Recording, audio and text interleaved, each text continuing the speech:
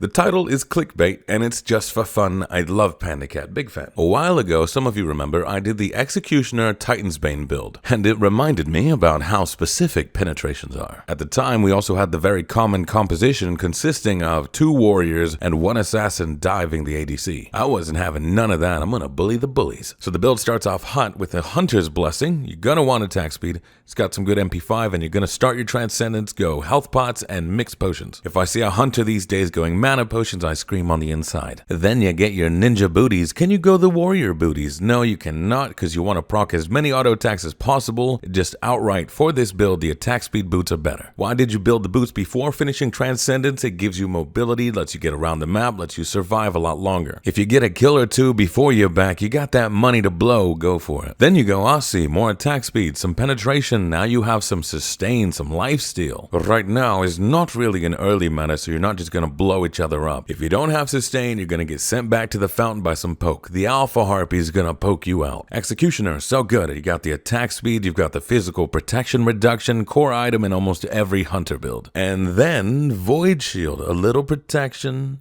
a little health, another 15% physical protection reduction. Then you've got yourself a Titansbane. This item and the item that replaces your boots is kind of interchangeable. You can sort of pick items based on situations. Not to toot me own horn, but that's the mark of a good build. You've got 3-4 core items and then flexibility. Alright, so how does this work exactly? This is the part I hate because there's math involved. So for penetrations, the first thing that applies is Stone of Binding for some weird reason. But we don't have one of those. First we have percentage protection reduction. The Void Shield aura kicks in, you have reduced physical protections by 15%. And every time you hit an auto attack, that's another 12% onto the 15. Up to a maximum of 36. 36 plus 15, you're already reducing physical protections by 51%. But we're not done yet. After percentage protection reduction, there is flat protection reduction. On her can take away another 20 with his passive. Kernanununus can take away another 25 with his 1 maxed out. And this is protection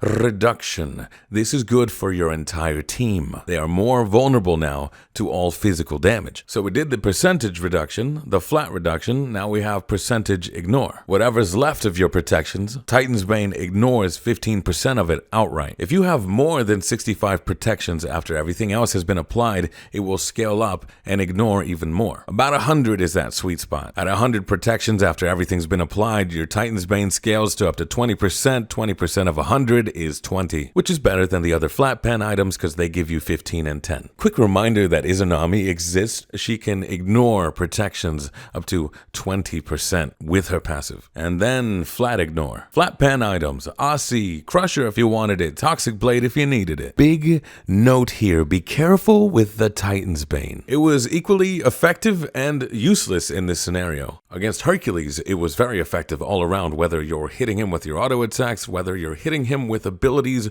before or after auto attacks, it didn't matter. It was very effective against Hercules. With that build that he had, at minimum, he has 220 physical protections. Reduce that by 51%, he is left with 107. That is above the sweet spot for Titansbane that we talked about. It is effective. That leaves him somewhere between 80 and 90 protections. Take another 15 away from the Aussie, and now that is some good shredded chicken. And that's the least tanky the Herc can be in that game. It's in a 1v1 that's without heal, that's without the 3k defense potion. At max, this is a full team fight. This is with the heal, this is with the 3k potion. He gets up to 325 physical protections. 325 reduced by 51% makes it down to 159 physical protections. 159 scales the Titansbane to ignore about 30%, leaving Herc with about 111 protections. So this time around, Titansbane ignores about 48 protections as opposed to 20. You don't get that kind of value from any other pen item. But Hercules was the tankiest person on that team. Amaterasu was the second tankiest, and without the defensive potion, she could only crank out 188 physical protections, which means that with Void Shield and 2 auto attacks, Titansbane is still effective, but that 3rd auto attack brings her down to 92 protections, which means Titansbane has about 16, 17, 18 pen, which makes you wonder, is 30 power and about 16, 17, 18 pen worth it? Brawlers has 40 power and 15 pen, and an anti-heal passive that Heim has a very easy time proccing. Crusher, like Titansbane, also has 30 physical power, but it also has 20% attack speed. On top of the 15 pen. Maybe even a Toxic Blade at this point. You don't suffer from building one, actually adds to your survivability and you have an easier time boxing other warriors. Now if Amma gets the defensive potion, then it's effective again. And against the other three,